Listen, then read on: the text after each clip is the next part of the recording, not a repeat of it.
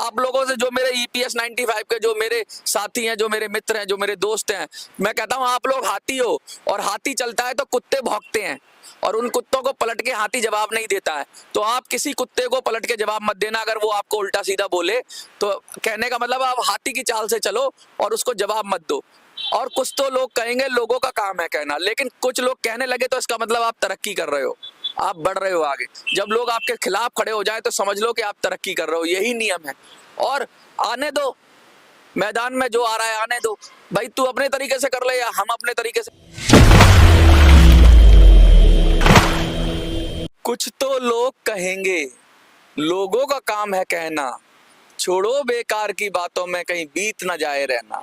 नमस्कार साथियों, मैं मनोज सुराजी स्वागत करता हूं आपका मिनी संसद के मंच पे। और आज हम जो बात करेंगे EPS की, EPS 95 के बारे में। जिस तरीके से आंदोलन ने जोर पकड़ा और जिस तरीके से दिल्ली फतेह की हम लोग तैयारी कर रहे हैं और उसमें नए नए आयाम जुड़ रहे हैं। सबसे पहले मैं लातूर टीम का धन्यवाद करूंगा जिन्होंने कहा है कि 25 लोग तैयार हो गए, दिल्ली चलो, दिल्ली आने के लिए। तो लातूर धन्यवाद। दूसरे नंबर पे कैलकाटा से भी करीब 50 के करीब लोग तैयार हो गए हैं, तो कैलकाटा वालों को भी कहूंगा धन्यवाद। तीसरा नंबर गुड़गांव टीम ने 25 लोगों के लिए कहा है कि 25 गुड़गांव से आएंगे, तो गुड़गांव का धन्यवाद। और चौथी जो मैं बात कहूंगा वो है हरियाणा के अंदर ही, गुड़गांव के अंदर ही, गुड़गांव से थोड़ा सा आगे जो हरियाणा की एक और टीम है जो आपकी रोहतक के आसपास की टीम है, वो कह रही है कि वो भी अब तैयारी कर रहे हैं, लोगों को जोड़ रहे हैं। तो आप जैसे जैसे, और ये आप सब पूछ रहे हैं मुझसे कि दिल्ली कब चलना है, दिल्ली कब चलना है, दिल्ली कब चलना है।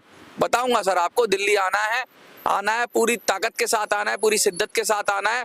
और लोगों ने वो टीमें बनाना शुरू कर दिया है, तो आप भी अपनी टीमें बनाना शुरू कर लीजिए, अपने लोगों से बात कर लीजिए, अपना ग्रुप बनाना शुरू कर लीजिए अपने जिले में। और सबसे पहले महाराष्ट्र को सलाम कि वहां से टीम आएगी। तो मैं आपको डेट और टाइम बताऊंगा कि कब दिल्ली आना है।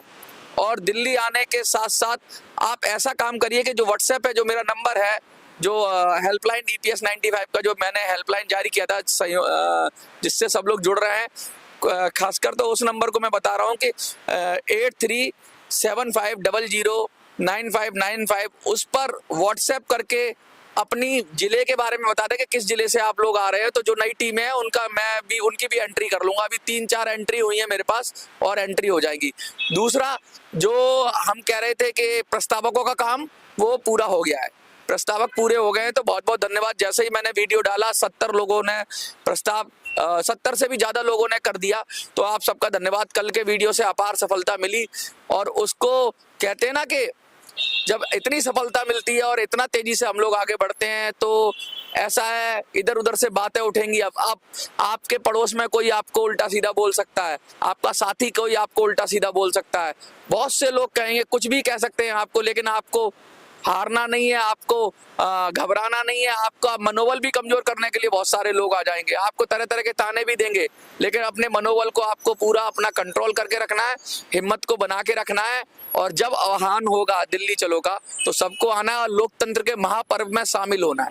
लोकतंत्र का ये जो महापर्व है, ये हर देश के नागरिक का कर्तव्य है कि वो इस महापर्व में अपने मुद्दे पे बात करे। और अगर आप इस महापर्व में शामिल होते हैं और दिल्ली फतेह होती है, तो हमें वो मिलेगा जिसे लोग कल्पना भी नहीं कर सकते। और जो लोग मैदान छोड़ के भाग गए हैं, उनसे भी कहना चाहता हूं कि अब जब आपने मैदान छोड़ ही दिया है तो कम से कम चुप रहे, क्योंकि चुप रहना, मैंने पहले भी कहा था, अब आपने अपने 8 साल ट्राई किया, अब 2 महीने और लोगों को ट्राई करने दो। तो आप शांत रहे, थोड़ी शांति का दान दें, और बाकी और कुछ नहीं है। और कुछ लोगों से कहूंगा कि जब आप लोगों से, जो मेरे EPS 95 के जो मेरे साथी हैं, जो मेरे मित्र हैं, जो मेरे दोस्त हैं, मैं कहता हूं आप लोग हाथी हो, और हाथी चलता है तो कुत्ते भौंकते हैं, और उन कुत्तों को पलट के हाथी जवाब नहीं देता है। तो आप किसी कुत्ते को पलट के जवाब मत देना अगर वो आपको उल्टा सीधा बोले। तो कहने का मतलब आप हाथी की चाल से चलो और उसको जवाब मत दो। और कुछ तो लोग कहेंगे लोगों का काम है कहना, लेकिन कुछ लोग कहने लगे तो इसका मतलब आप तरक्की कर रहे हो, आप बढ़ रहे हो आगे। जब लोग आपके खिलाफ खड़े हो जाए तो समझ लो कि आप तरक्की कर रहे हो, यही नियम है। और आने दो, मैदान में जो आ रहा है आने दो भाई, तू अपने तरीके से कर ले या हम अपने तरीके से कर ले। लेकिन एक खुशखबरी मैं देना चाहता हूँ, ये तो हो गई बात, ये तो दिल की बात होती है, दिल से करनी चाहिए। बहुत सारे लोग फोन करते हैं, पूछते हैं, बात करते हैं, मनोज भाई क्या करें, कैसे करें। और मुझे क्या बोलते हैं, दादा, बंगाली में क्या बोला था, दादा, हाँ दादा बोलते हैं। भाई मैं दादा नहीं हूँ, मैं तो बच्चा हूँ आपका। मेरे को बोलते हैं बंगाली, बंगाल से कलकत्ता से कॉल आया तो मुझे मनोज दादा बोला, तो मैंने कहा मैं दादा नहीं हूँ, मैं तो बच्चा हूँ और मैं आपके बेटे के समान हूँ क्योंकि सारे बुजुर्ग हैं। तो और आप मुझे ज्यादा ही कहना है, प्यार करना, तो छोटा भाई कह सकते हो मुझे अपना। लेकिन हाँ, मैं पूरे मन से इस संघर्ष को लड़ रहा हूँ और मुझे बड़ी उम्मीद है कि भाई हम कुछ ना कुछ तो कर ही लेंगे। और सबसे बड़ी उम्मीद है, सबसे बड़ा काम हो गया कि प्रस्तावक मिल गए। अब तक ये बड़ी थी सेनापति भी मिल जाएंगे, प्रस्तावक मिल गए तो अब काम खत्म हो गया। हमारे पास 70 लोग हैं दिल्ली के अंदर जो कह रहे हैं कि भाई हम तैयार हैं प्रस्तावक बनने के लिए, आप उम्मीदवार दो। अब उम्मीदवार हमें देने हैं और हमारे पास टाइम भी है कि हम उम्मीदवार दे देंगे। लेकिन 70 प्रस्तावक मिलने के साथ साथ अभी हमारी सेना छोटी है। 20,000 लोगों ने अभी तक मुझे संपर्क किया है। 20,000 से थोड़े ज्यादा बढ़ गए होंगे क्योंकि 20,000 तो कल तक का आंकड़ा था, लेकिन वो हम जो 1 लाख का टारगेट था वहां तक नहीं पहुंच पा रहे हैं। अब ये आप ही को करना है, कैसे पहुंचेंगे 1 लाख तक, इसको पहुंचाइए, 1 लाख लोगों तक जोड़िए और जोड़ने के बाद लड़ेंगे और दिल्ली फतेह करेंगे। और एक व्यक्ति का कॉल आया, लोगों के मन में हताशा भी हो जाती है कि हम क्या कर लेंगे, तो मैंने फिर वह दोहरा रहा हूँ कि अगर हम 7 सीटें जीत लेंगे तो चाहे बीजेपी की भी गवर्नमेंट हो, चाहे कांग्रेस की गवर्नमेंट हो, चाहे यूपीए की हो, चाहे एनडीए की हो, कोई भी गवर्नमेंट बिगर हमारे समर्थन के नहीं बनेगी। और हमारा जो समर्थन लेना चाहता है वो ओआरओपी का काम करेगा और ईपीएस 95 का काम करेगा, क्योंकि ओआरओपी वाले भी जुड़ गए हम लोगों से। तो जो भाई पूर्व सैनिकों की जो विसंगतियां हैं, मैं पूर्व सैनिकों के बारे में बोलना चाहूंगा थोड़ा सा। पूर्व सैनिक हैं जिन्होंने अपना जीवन लगा दिया, उनको ओआरओपी मिला, लेकिन क्या हुआ, ओआरओपी के अंदर उनकी पेंशन का ज्यादा से ज्यादा पैसा है ना अफसर लोग खा गए। तो और अपनी तो पेंशन बढ़ा ली, लेकिन विधवाओं की, सैनिकों की पेंशन नहीं बढ़ाई। एमएसपी की बात करें, पूर्व सैनिकों की एमएसपी होता है जो रिस्क भत्ता होता है, वो रिस्क भत्ता भी जो उनको फौजियों को कम मिला और ऐसे लोगों को मिल गया जिनका कोई मतलब जिनको रिस्क फैक्टर नहीं है, बहुत सारी उनकी भी परेशानी है और उनकी पेंशन की भी बात है।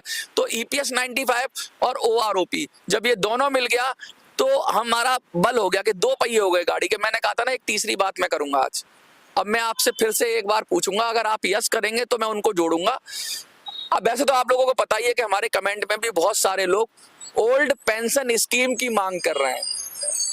वो भी बुजुर्ग लोग हैं, जो सरकारी क्षेत्र में जो लोग हैं, उनको क्या करा सरकार ने कि पुरानी पेंशन योजना हटा के नई पेंशन योजना दे दी और नई पेंशन योजना को मार्केट से लिंक कर दिया गया है। यानी शेयर मार्केट में उनका पैसा लगता है, उनका भविष्य शेयर मार्केट के हवाले है। शेयर मार्केट कभी भी धड़ाम हो सकता है। तो वो लोग कह रहे हैं भाई हमें नई पेंशन नहीं चाहिए, आपकी कितनी भी अच्छी पेंशन हो, हमें नई पेंशन नहीं चाहिए, हमें पुरानी पेंशन चाहिए।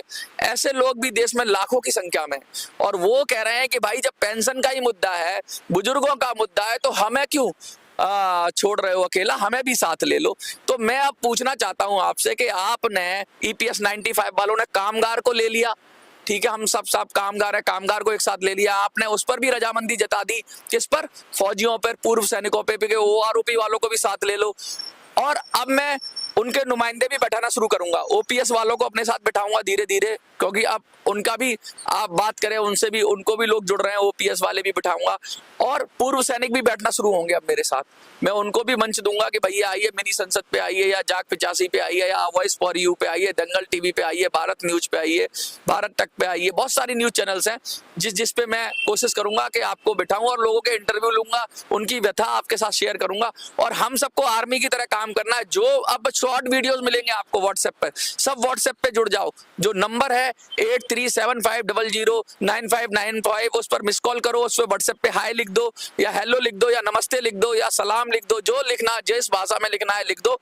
जुड़ जाओ, जुड़ के एकत्रित हो जाओ। बहुत लोग आएंगे, भ्रामक खबरें फैलाएंगे, आपको उल्टा सीधा भी बोलेंगे आपको, लेकिन आपको अपने संकल्प पे डटा रहना है। संकल्प जिस इंसान के पास नहीं होता, हार जीत तो ईश्वर के हाथ में है, हार जीत तो खुदा के हाथ में है, लेकिन संकल्प आपके हाथ में है। संकल्प आप पूरा करो, संघर्ष करो और फतेह होगी, जीत होगी, और जीत निश्चित होगी। क्योंकि जो जो हमने अभी तक संकल्प किया पूरा किया। हमने 2000 लोगों की टीम बनाने की बात की, हमने बना ली। फिर हमने 1 लाख की बात की, हम 20,000 तक पहुंच गए, 25,000 तक पहुंच जाएंगे 1-2 दिन के अंदर। फिर हमने मतलब बहुत बड़ी बात है ये। अब मैं आपको आप बिलीव करोगे, मैं आपको फोन खोल कर दिखाता हूँ। देखो कितने नंबर है, लोग तो देख के, मैंने एनएससी को भी दिखाया था, जो एनएससी की लीडरशिप है उनको भी दिखाया था। देखिए इतने लोग कॉल कर रहे हैं, कह रहे हैं तो क्या करें, इतने लोग कॉल कर रहे हैं। तो मैंने कहा इनके दिल की बात सुनिए। मैं देखिए ये मैं अभी आपको देखो, अभी भी कॉल करके सिम बंद, देखिए अभी मैं थोड़ा सा मैं कहूंगा, देखो थोड़ा चल रहा है ये, देखिए नंबर देखिए कितने कॉल हैं, आप चलते चले जाएंगे, मतलब आप चलते चले जाओगे मतलब खत्म नहीं होगा। यानी कि ये मैं ऐसे ही नहीं कह रहा, मैं थोड़ा सा और पास ले जाके दिखाऊंगा। देखिए कितने लोगों के नंबर है, ये हर सेकंड मेरे पास लोग जुड़ते जा रहे हैं। ये जंगल में आग की तरह फैल गई है खबर कि भाई दिल्ली फतेह करनी है, और महाराष्ट्र से लोग कहते हैं दिल्ली फतेह, पता सबको है। इवन केरला से, तमिलनाडु से, आंध्र प्रदेश से, तेलंगाना से, कहां कहां से लोग कह रहे हैं दिल्ली फतेह करनी है। तो ये अब मेरी लड़ाई नहीं है, ये उन सब की लड़ाई है, और वो सब अपनी टीमें बना रहे हैं, और वो दिल्ली में आएंगे।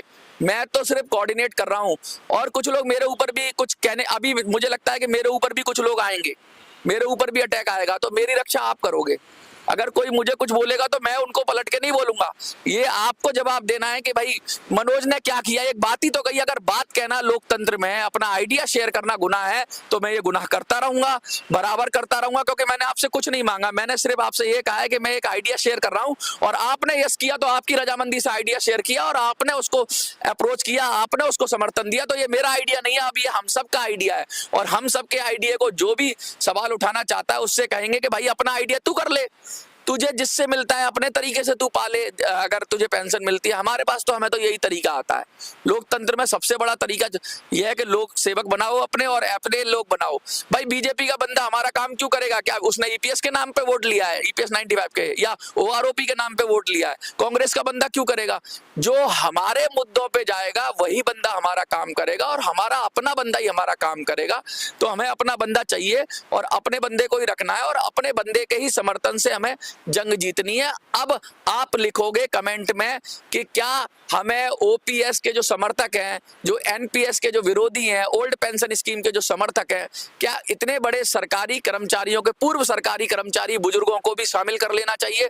अगर तो कि पेंशन उनकी भी है, वो भी बुजुर्ग है, उनके साथ भी उनका भी जो पैसा है, गाड़ी कमाई है पेंशन की, उसको बाजार के हवाले कर दिया जा रहा है। पता लगा कि 1200 पेंशन आई, 1500 पेंशन आई, उनका भी हाल ईपीएस 95 की तरह ना हो जाए। ओल्ड पेंशन में तो वो बचे हुए हैं, लेकिन अगर नई पेंशन आ गई तो उनका भी हाल, कोई व्यापारी है लॉस भी हो जाता है उसका, और प्रॉफिट भी हो जाता है। अगर शेयर मार्केट नीचे गिर गई तो पता लगा कि सबका पेंशन का पैसा डूब गया, यस, तो उसकी सिक्योरिटी कौन लेगा? पेंशन तो गारंटी है, बुढ़ापे की लाठी है, और उस लाठी को तोड़ देंगे तो क्या होगा? तो उस बुढ़ापे की लाठी को बचाना है, वो चाहे सरकारी कर्मचारी हो, चाहे वो पूर्व सैनिक हो, चाहे वो ईपीएस 95 के हो। तो आप लिख देना, अगर हमें जो ओल्ड पेंशन स्कीम ओपीएस को भी शामिल करना है। बहुत लोग मेरे इसमें कमेंट कर रहे थे कि ओपीएस को शामिल करो, ओपीएस को शामिल करो, और कुछ लोग मुझसे मिलने आए पर्सनली, उन्होंने कहा अब मैं आपकी ये बॉल आपके कोर्ट में है कि आप क्या कहते हो। अगर यस आया तो ओपीएस भी हमारा शामिल हो जाएगा। अब हमारे पास 3 पिलर हो जाएंगे, चौथा पिलर और हम ऐड करेंगे इसके अंदर। तो हमारे पास तीनों पेंशन से जुड़े मुद्दे हैं, तीनों बुजुर्गों से जुड़े मुद्दे हैं, और बुजुर्गों का सम्मान यानी देश का सम्मान। वो बुजुर्ग चाहे सेना का हो, चाहे वो कामगार हो, चाहे सरकारी कर्मचारी हो, तीनों बुजुर्ग हमारे साथ मिलेंगे तो लड़ेंगे और जीतेंगे। तो आप बता देना, ओपीएस शामिल करना है तो यस, और नहीं करना है तो नो। देखते रहिए मिनी संसद।